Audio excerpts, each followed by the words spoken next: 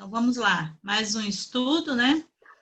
Hoje vamos tentar responder da melhor forma possível a todos aqueles que fizeram as perguntas, né? Mais um estudo sobre transição. E a leitura de hoje, vamos fazer do livro de Lucas, né? O Evangelho segundo... o Evangelho por Emmanuel e o Evangelho segundo Lucas. Então, vamos ler Lucas 12, 20. O que pedes? Que pedes à vida, amigo? Os ambiciosos reclamam reservas de milhões. Os egoístas exigem todas essas satisfações para si somente. Desculpa, eu estou sem óculos, por isso que eu não estou conseguindo ver. Vai ter que cortar isso aí. Ai, meu Deus. Que pedes? Que pedes à vida, amigos? Os ambiciosos reclamam reserva de milhões. Os egoístas exigem todas as satisfações para si somente. Os arbitrários solicitam atenção exclusiva aos caprichos que lhes são próprios. Os vaidosos reclamam louvores. Os invejosos exigem compensações que lhe não cabem. Os despeitados solicitam considerações indébitas. Os ociosos pedem prosperidade sem esforço. Os tolos reclamam divertimentos sem preocupação de serviço. Os revoltados reclamam direitos sem deveres. Os extravagantes exigem saúde sem cuidados. Os impacientes aguardam realizações sem bases. Os insaciáveis pedem todos os bens, olvidando as necessidades dos outros.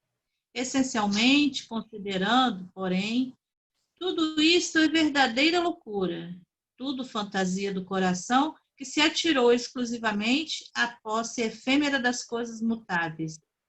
Vigia, assim, cautelosamente, o plano de teus desejos. Que pedes à vida? Não te esqueça de que, talvez, nesta noite, pedirá ao Senhor a tua alma. Isso está no Vinha de Luz, capítulo 35.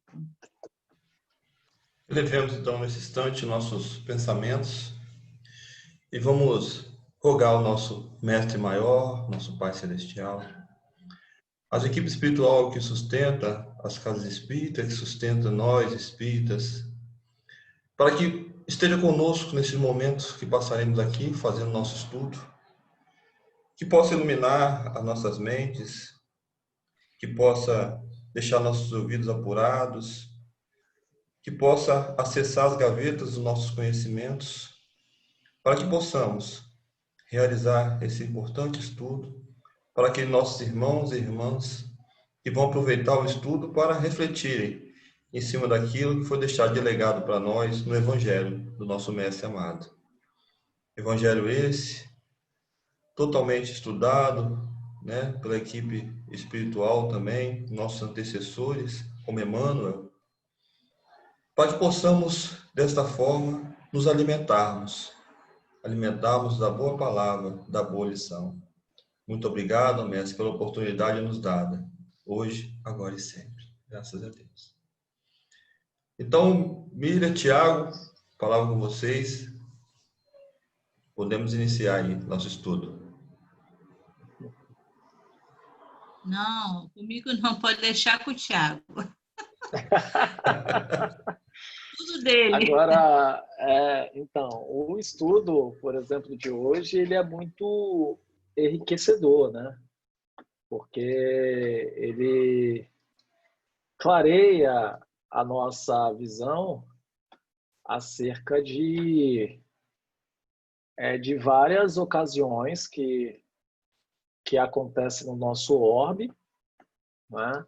Tanto as questões espirituais, quanto as questões físicas e também do universo, né? vai também trazendo luz para nós a respeito do Evangelho de Jesus Cristo. Então, para a gente, se podemos assim afirmar, é um grande privilégio, né, ter o conhecimento dos Espíritos trazido à luz, né, da razão através de Kardec e dessa grandiosa obra, que faz com que a mensagem do Cristo ela se torne inteligível. Não é? Sabemos da limitação das diversas religiões, que como não caminham junto com a ciência, a grande maioria ficam restrita apenas ao nosso planeta.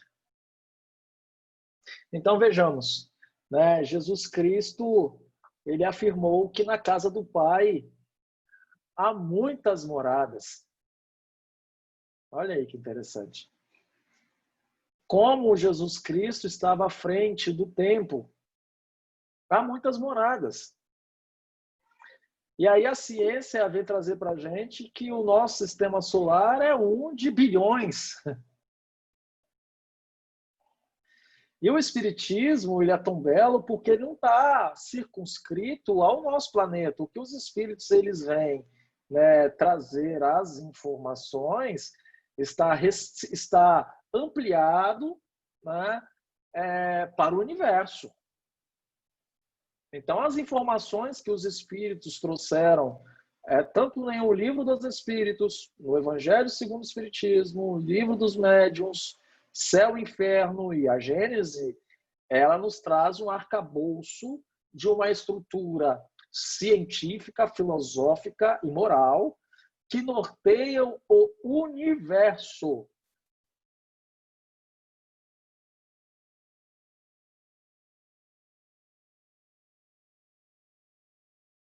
Acho que o Thiago travou ali.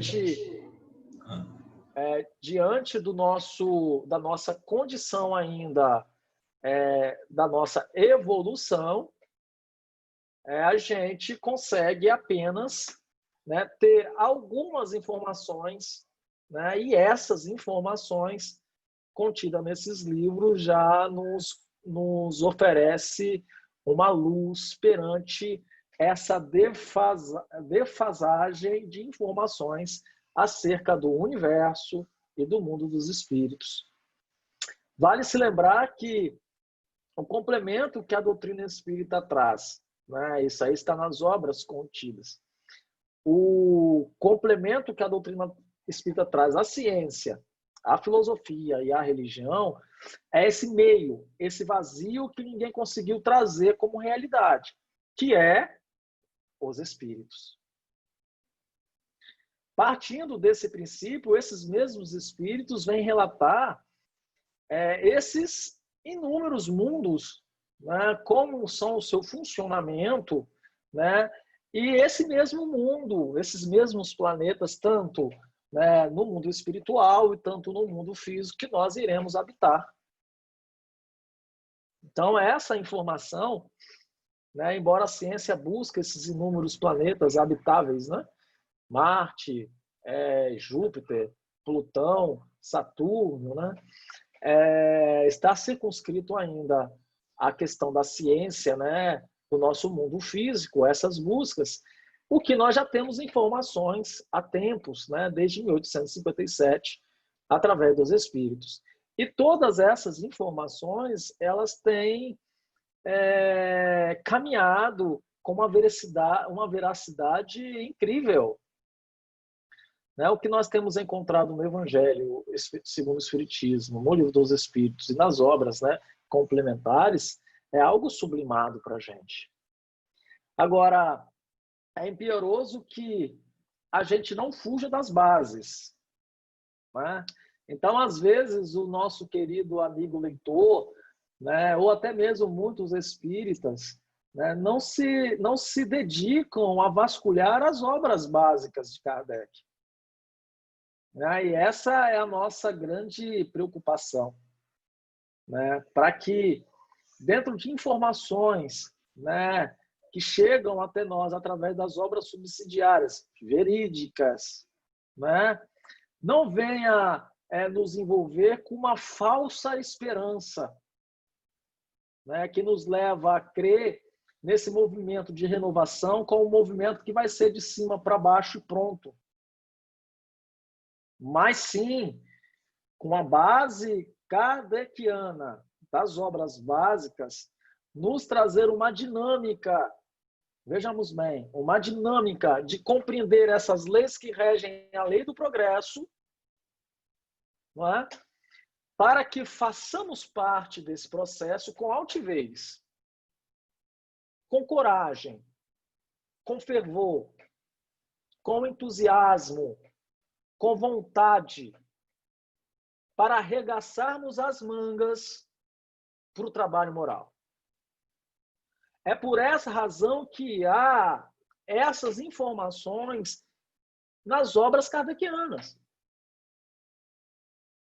Não é? Então, quando você me trouxe, por exemplo, essas perguntas, a gente vê, né, uma preocupação com alguns aspectos, mas sem uma ocupação por trás. E a pergunta que nós precisamos fazer é a seguinte: o que eu tenho feito dessas informações que chegam até nós?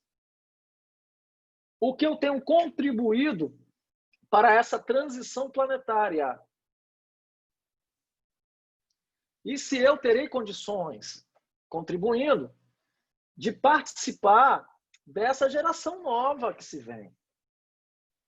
Vale se lembrar que é impieroso, repetimos aqui, como nos outros estudos, olharmos lá em obras póstumas como se processa a mudança da sociedade.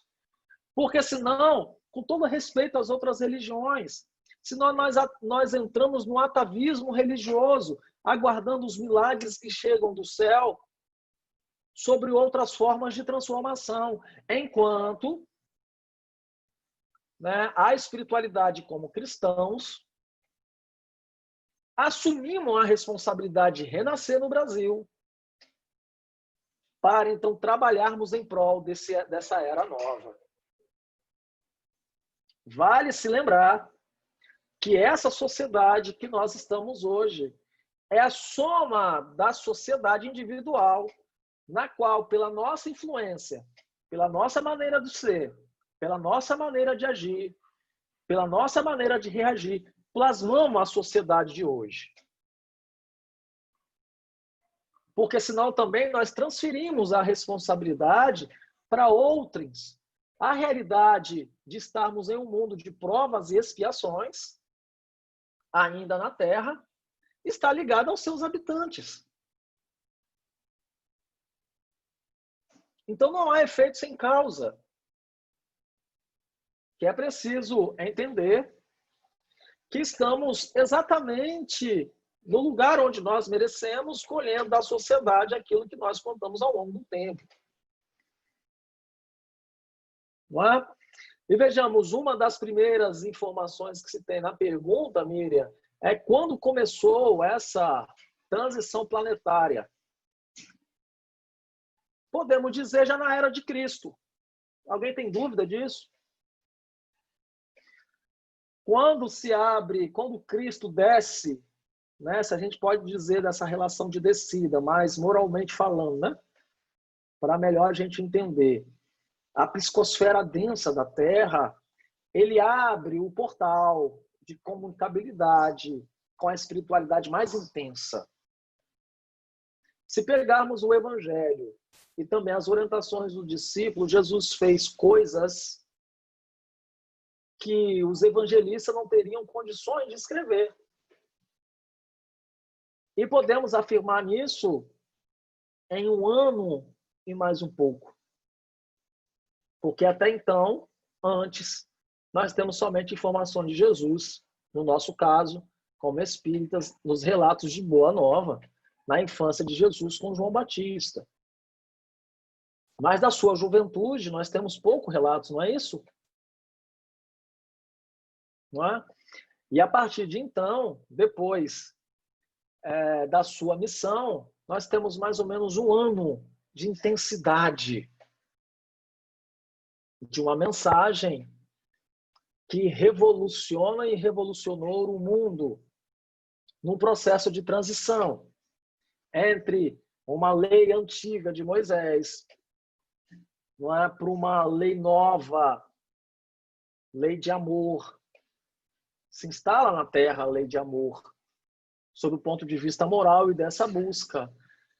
E vejamos, se a Terra assertiva e de informações de Kardec, desde 1857, com as informações dos espíritos, é um mundo de provas e expiações, então há quanto tempo nós estamos nesse mundo de provas e expiações? Muito tempo. Né? A doutrina espírita tem 100 e poucos anos. 2000 anos, se podemos assim dizer, depois do Cristo, tem um cataclisma físico, estrutural, forte, como aconteceu com os dinossauros na época. Qual foi o próximo? Nós não temos a ideia, assim. Não se teve, como os Espíritos nos trazem essas informações. Não haverá já nessa transformação para um mundo melhor esses mesmos cataclismas que ocorreram antes, grandes cataclismas. Mas sim, dentro de uma reforma moral, aí sim. Aí sim haverá. Então, os espíritos, eles vão separando, né, os tipos de mundos. Mundos primitivos, mundos de provas e expiações, mundos regeneradores, mundos felizes. E ali nós vamos buscando a nossa estrutura. E é o que o Santo Agostinho, por exemplo, quando vai falar no capítulo 3, se eu não estiver enganado, é só marcar aqui, porque essas informações têm que estar certinho. Né? Capítulo 3. Então, vejamos. Kardec quis estruturar essa teoria, porque nós estamos falando de relações. Nós estamos falando do nosso sistema. Então, nós sabemos pelas informações dos espíritos que Marte é o mais atrasado, a Terra está ali no meio, está caminhando para um mundo mais evoluído. E nós temos sinais. Esses sinais que nós precisamos, por exemplo, avaliar. E ali os espíritos vão nos dando as instruções. Vejamos, os espíritos não saem da parte moral. Eles colocam o estudo no Evangelho segundo o Espiritismo, pautando pela base na estrutura de Jesus. Por que será? Porque é mais importante a questão moral do que a questão física. Porque a questão moral vai modificando a parte física dos planetas, a parte física também da anatomia física humana. E aí nós temos, por exemplo, para responder aquela sua questão, está atrelada ali a questão dos povos, né, onde vai arrebatar e se vão ser expulsos, etc. Lá a lei de reprodução. Então, essa base desse estudo aqui, ele se pauta, a gente pode pesquisar na lei de reprodução do Livro dos Espíritos, questão 688, sucessão e aperfeiçoamento das raças. Está escrito lá. Olha, Beato, você lembra que a gente volta para a família de novo? Olha aí. Pois é. Ei, Tiago, eu só queria te interromper, né? Assim, Não, pode interromper. A gente tem... Eu acho que é porque culturalmente, às vezes, são informações de séculos e séculos, né? Martelando a nossa cabeça para a gente aceitar, né? A gente acha que as coisas acontecem como um passo de mágica, né? Que Deus vai chegar, né? E agora não vai ser mais prova e expiação, vai ser regeneração. Como se de um instante para o outro, depois de um minuto para o outro, tudo muda. Não é. Não é dessa forma. Deus não trabalha assim. É tudo paulatinamente, dia a dia, né? A mudança acontece, né? Eu acho interessante o livro Coração do Mundo, Pátria do Evangelho, que ele vem falando, né, como o Brasil, né, foi planejado lá no mundo espiritual, os objetivos para essa terra, né? E o interessante é que o planejamento da espiritualidade é de 100 anos. Eles fazem um planejamento, até eles comentam, né? De 100 em 100 anos, o planejamento dele é revisto, né? E tem um momento crucial que acho que é Ismael, né? Vai falar com Jesus, né? Falando do povo brasileiro, né? O que está acontecendo, as atrocidades, né? Escravizando o povo, né? Aquela história que nós já conhecemos, né? A nossa história. E aí o Cristo pede para ele ir lá numa parte lá do umbral e levantar a bandeira do Cristo e ver quem quer, né, auxiliar, né? Dando mais uma oportunidade para nós, né? Estávamos lá, né? E aí grandes espíritos que fracassaram, né? Como nós conhecemos nas histórias, Problentúrios, que é o Emmanuel, que a gente está estudando, ele estava lá entre eles. Não é que era totalmente, né? Ele não fracassou totalmente, mas fracassou, eu falo assim, né? Da minha avaliação, minha pequena avaliação. Para se entender as palavras. Então, o que a gente está querendo? Da noite para o dia, sair igual da semente, né? Que Haroldo Dutra fala muito, né? A semente está lá no esterco, toda suja, né? Ela tem aquele momento, ela precisa de estar ali naquela lama para ela eclodir, para surgir, até chegar o fruto bonitinho na sua mesa, né? Então, é um processo dia a dia. Então, a gente tem que tirar da nossa mente esse negócio, que Deus não vai fazer um passo de mágica e tudo vai mudar. A nossa mudança está acontecendo dia a dia. Esse negócio de, vai arrebatar o povo bom vai sumir, né? Vai ficar ruim aqui. Não vai acontecer isso. Não é dessa forma. Então, as desencarnações vão acontecendo naturalmente, vai vindo pandemias, igual nós estamos passando. Não estou dizendo que todos, né? Não vou incluir todos, mas eu acredito nisso, que a pandemia veio para fazer essa limpeza, né? Essa informação a gente vai encontrar na Gênese, mas sobre também um outro olhar. Porque às vezes a gente pensa o seguinte, né? Que o desencarne coletivo, né, é como se fosse assim uma punição, não é? Para tirar aquelas pessoas, né? E também, né, tem um aspecto de limpeza, etc. Há tudo aglomerado sobre esse ponto. Mas não especificamente, quando as informações que os espíritos vão trazer, seja isso. Como, por exemplo, na gripe espanhola, que teve uma grande pandemia, Eurípides Balsanufo desencarnou de febre espanhola. Será que ele foi arrebatado por ele ser uma pessoa má que estava impedindo o trabalho na Terra?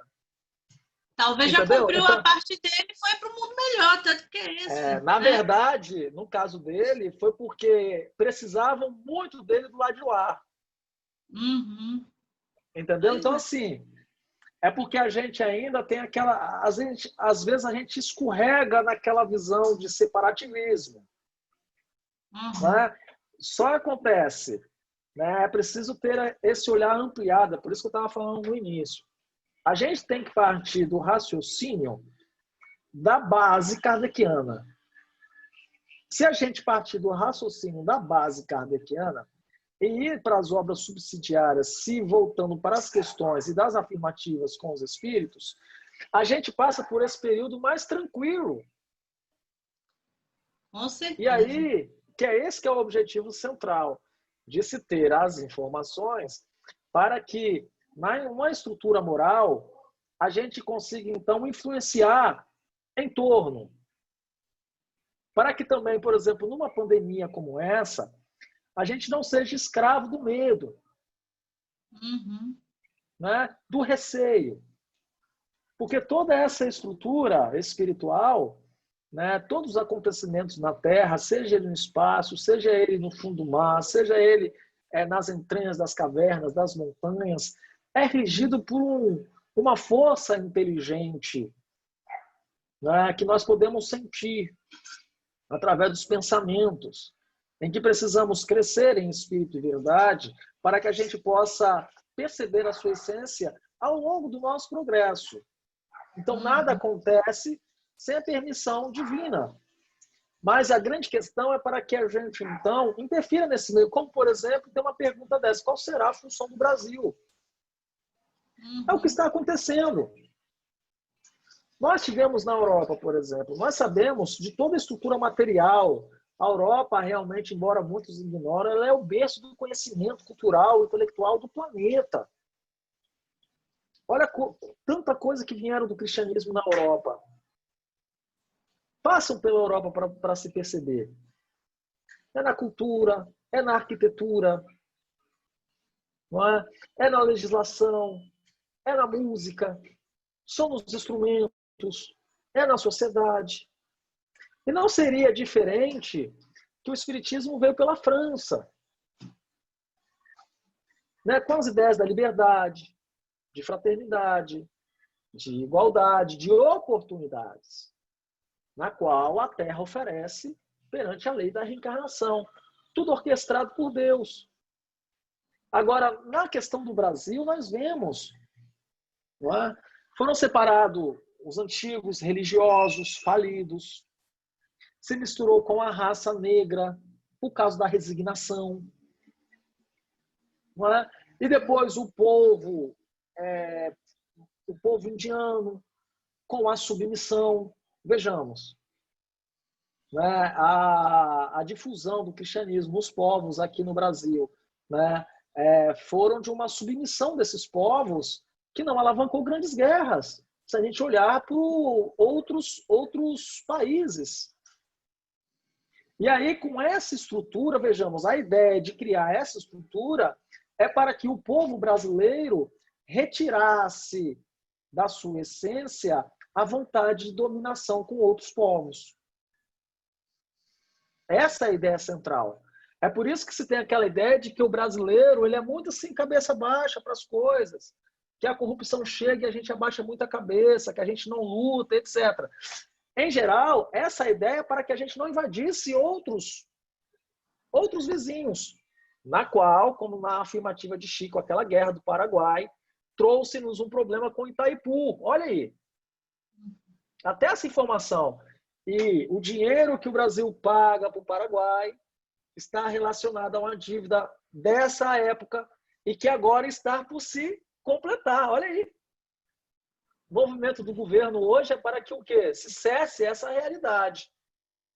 Em compensação, nós temos com isso um povo aberto à espiritualidade. Qual país a gente pode falar de espiritualidade? Em vários contextos. E a do Brasil, da América do Sul, da América Latina, né, das Américas. Todo esse papel agora de fortalecer o cristianismo, que se perdeu na Europa. É só observar. E só pegando aquele gancho que você falou que na casa do meu pai há muitas moradas, o Brasil é assim. Aqui Sim. É morada de muita gente, de outros países, são muito bem recebidos aqui por nós. Nós gostamos desses companheiros que vêm aí, às vezes, em dificuldade, fugindo do seu país. Olha como é que eles são acolhidos, né? Eu sei que a gente não consegue ajudar todos, mas o nosso Brasil, ele aceita todos. Isso é um lado positivo nosso. Nós temos muita coisa boa, né? A gente fala muita coisa... É porque, como diz Emmanuel, né? Quando o Humboldt, isso aí está na página inicial do livro, Brasil, Coração do Mundo e Página do Evangelho. Quando o Humboldt chegou na Amazônia e falou que o Brasil seria o celeiro do mundo, aí Emmanuel vai lá e coloca uma nota, porque ele não percebeu que seria, então, o Brasil como referência do Evangelho, como acolhedor das religiões. E sairia daqui, né, se a gente pode assim dizer, o celeiro do Evangelho espiritual para o mundo. E é essa a realidade. Né? O Chico, né, para os Estados Unidos, né? Os americanos queriam traduzir a obra do Livro dos Espíritos, o Chico também como referência na Europa, Divaldo Franco como referência na Europa, são brasileiros que estão indo para lá. A grande maioria, para você ter ideia, Centro Espírita, que eu já procurei, minha irmã que mora na Dinamarca, fundada por brasileiros, Centro Espíritas na Alemanha, fundado por brasileiros, Centro Espírita nos Estados Unidos, fundado por brasileiros. Os brasileiros estão em todos os lugares, difundindo a ideia cristã. Se você vem aqui na Maranata, tem obra na Alemanha da Maranata, não é? Dos protestantes, tem missões na África. Que povo é esse? Será que é um povo tão atrasado assim? O que é realmente a evolução para a gente? É sobre o ponto de vista material somente? Então, são essas situações que nós precisamos, então, nos fortalecer para enfrentar e construir essa era nova. Porque há misturado assim um combate, e esse combate é ideológico. Não é? Nós sabemos que a mensagem de Jesus Cristo irá ser perseguida. Não é? Olha o que está acontecendo com o Chile. Queimando igreja. Olha o que aconteceu na França. Igrejas sendo queimadas. E a gente precisa vigiar aqui no Brasil para que isso não aconteça. Então nós precisamos então entender o processo. Que esse processo de destruição do cristianismo, ele vem ao longo do tempo. Ao longo do tempo. E por essa razão que o espiritismo sai da França e vem para o Brasil. Por que será? Para que aqui no centro, não é? Também, embora haja muitos, vamos dizer assim, os negacionistas dessa realidade, né? Os pessimistas, melhor assim dizendo, que só enxergam um lado. É preciso enxergar os dois lados, aquilo que os olhos físicos não vê, mas que os olhos do espírito sentem. Então, uma da missão do Brasil é essa. Não é? A nossa bandeira, a nossa alegria, a nossa fé, a nossa necessidade de ordem, a nossa necessidade de progresso, que está sobre a nossa bandeira, vinculada à mesma Deus, Cristo e caridade. Então, claramente, a missão do Brasil é difundir as ideias de espiritualidade e enviá-la para o mundo. Faltou um minuto, né, Beata? Isso, vamos tomar uma aguinha e vamos retornar com outro link, né? Vamos lá, que aí a gente vai naquela parte ali da população do globo que vai nos dar uma outra visão a respeito dessas questões.